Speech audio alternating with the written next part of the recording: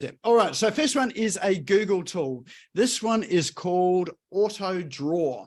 So imagine if you are wanting an emoji, an icon, a diagram, an image, and you've got it in your mind what you want, but you're not quite sure where to get it or whatever. So Google Draw is here to help.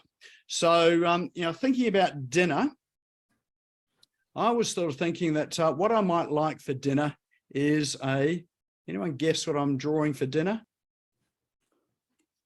Let's see how my drawing is. Pizza. There we go, it's a pizza. So I'm just going to draw out a bit of a pizza. I don't know why I'm drawing salamis on it because I'm a vegetarian, but I guess you can get vegetarian salami. So that is a very rough picture of a pizza, but up the top, Google sort of guessed what it thinks I'm drawing. And they said, oh, I think you're drawing a pizza. So there we go. They've given us I've just clicked on it and they've given us a far better representation of a pizza than I could ever draw myself. Great thing about it is you can come along, you can say, well, I'm not so sure I'd like to eat a blue pizza, so I might just sort of change the crust color. Actually, I'm not quite sure I want a yellow pizza either, so let's just sort of give it a bit more time in the oven and we'll sort of brown it up a bit. And what we'll do is I think that I might want some pasta sauce on this. So what color is pasta sauce? That's normally red. Well, anchovies. Yeah, we've got a couple of anchovies here. What color are they? Are they black, are they? Silver. Silver. Oh, silver anchovies. All right. Here we go. Here's a silver anchovy. So here's our two anchovies. We'll just fill those in. And the crust is always a bit darker brown than the rest of it. And of course, our salami slices. What color are they? Oh, well, let's go with green. Green, so like green eggs and ham. I was always a Dr. Seuss fan. And there we go. We've got our pizza. So you sort of think, well, where can we use that? Maybe it's an icon that you're going to use for your website. Maybe it's something you want to use for social media. I just happen to have drawn a pizza. And then once you've got it, you can also do things like, where are we? Yeah, you can change its orientation as well too. So you say, well, I don't want a pizza around that way. I want it sort of that way there. And then once you're happy with it all, you can download it to your computer and then upload it and use it for whatever. So you can draw anything that your mind desires, and Google has probably got an icon, meme, or image for it. So it is really good for icons, particularly for websites. And I know that as web developers, sort of sometimes we'll come along here. If we can't find the icons that we want, here's a place that we'll often visit and just draw something up and we'll get the icon that we want. So that one there is called autodraw.com. I'm sure you can have hours and hours of fun with that there. If you're looking for a tool that'll really help you procrastinate and avoid doing those things that you know you should be doing, this is that tool. So that is autodraw.com. Now these links, we will pop these links into chat so you don't have to squint and have a look at my URL bar to see exactly how it's spelt. If you're not sure where chat is, if you have a look at the bottom of your Zoom screen, you'll see a speech bubble icon. Click on that, that'll open up chat. And at the bottom of chat are three little dots. And if you click on those three little dots, then you can save that chat to your computer. So, and what will happen is you can progressively save that through the evening. So it means tomorrow or later, once you're ready to have a look and explore those things, or once you go and want to get in and procrastinate about what you should be doing, you've got this saved on your computer as an easy reference to go there. All right, next tool that I have for you is BeHuman.ai. Now, this one here is a really, really cool tool. So it's a video tool, and what this one does, it's a bit hard to give you a demo of it, but I'll explain what it is, and you can go in, check it out, and they have got a demo in there. But what it is that you record a message that you want to send out to people. So you might have let's say an onboarding message or a welcome message that is something that you always say when people come and join your program or buy a product or service from you, or maybe coming along to a webinar like this. This is something that I could record and send out to everyone that's registered, or maybe everyone that's thinking about registering. But the good thing about this tool here is that not only can you record that clip, what you can also do is you can personalize the clip for everybody that's coming along. So they've got a process here. If I scroll down, and we'll see somewhere down the bottom here, is it here? No, it must have been further in there. You can link it to your spreadsheet, and you can write down on a spreadsheet everybody's names that are attending.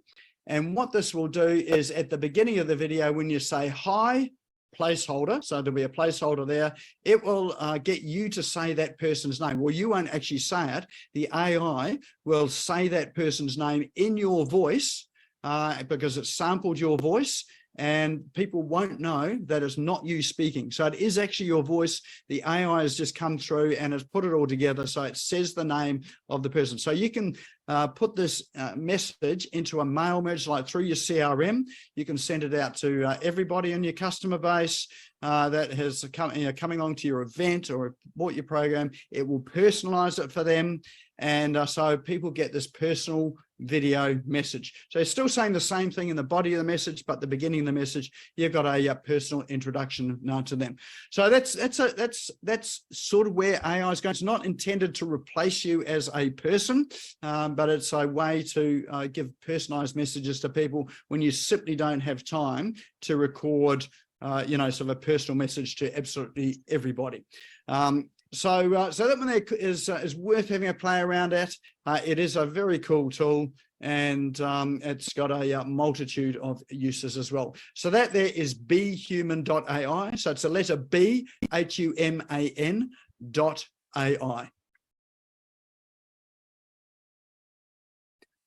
All right, next one I've got for you, really quite a simple one, but a really important one. How many people here struggle thinking up a random password that is not your date of birth, not your mother's maiden name, and is not your street address?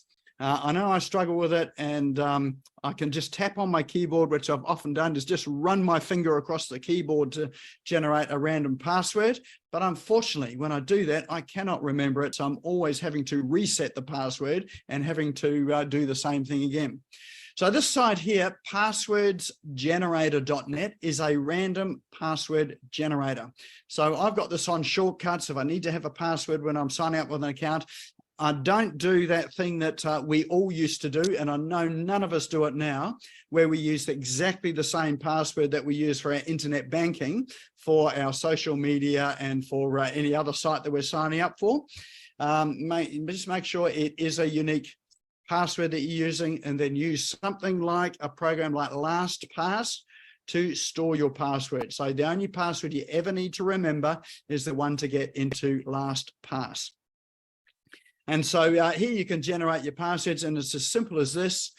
You can decide how many characters long you want. So if you want a 38 letter number string for your passwords, you can set that at 38. That's probably pretty well uncrackable. And then you can set your options here as well too. One of the options I generally always set is one that says exclude ambiguous characters. So that I'm not left guessing at what it is, and also exclude similar characters. So similar characters are like capital I and lowercase l. They're like exactly the same. And so you can spend hours of working through, some password combinations there. And once you've done that, you simply click generate password, and you can then copy that password and use it in that application of your choice. Now, what it's also done is, that some password boxes have a prompt there to remember your password. So I happen to be on an Apple computer. It's got a prompt there for you to be able to remember your password if you forget, and you can't use your password as the prompt. So and often the prompts are things that make people guess your password. So what they've given us a prompt below it here to help you remember the password, and what it's done is it's created a phrase that has got the first letter of each letter in the password. It's created a word out of it. So in this case here, it is JCRB are the first letters of the password. It's turned that into words: Jack, coffee, rope, Best Buy. So if you've got that in as your password prompt, you know that the first letter action of all of these words makes up your password. So an easy way to have a prompt. I'm not sure whether I would use that, because anyone's using a password generator may know that that might be a password prompt if they've got access to it. But generally the password prompts are often just on your computer. So there you go. That's a good handy app to just bookmark and have available for when you're signing up for new accounts, especially those accounts from the apps that I'm sharing with you tonight when you need a new password. So that's passwordsgenerator.net. All right, next tool I've got for you is one called Social Testimony. So socialtestimony.com. And what this platform is it you've got a free version and you've got a paid version of it. It will gather your testimonials from things like Google My Business, Facebook, Twitter, Instagram, and other social media sites. It'll bring them all together and you can display them on your website. So what this site does is it gives you a wee script, and you paste the script into your website. It's super simple, and you put it where you've got your content, or wherever you want it to appear.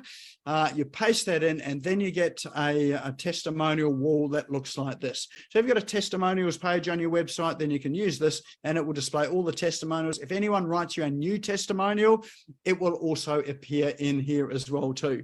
So then your job is you don't have to keep on loading the new testimonials you receive on the social media platforms and on Google My Business. You don't have to keep loading them into your website. They'll automatically come into your website. And if you've got lots and lots of them, that has a load more button, which just keeps, people can just keep scrolling through and seeing all the testimonials that you've got there. So you've got a veritable wall of them. So it's super simple to use, very easy to use. And some people got long testimonials. You see it's got continue reading, and it will just add the additional part of that testimonial just below it. And it all displays well and nicely on your site as well too.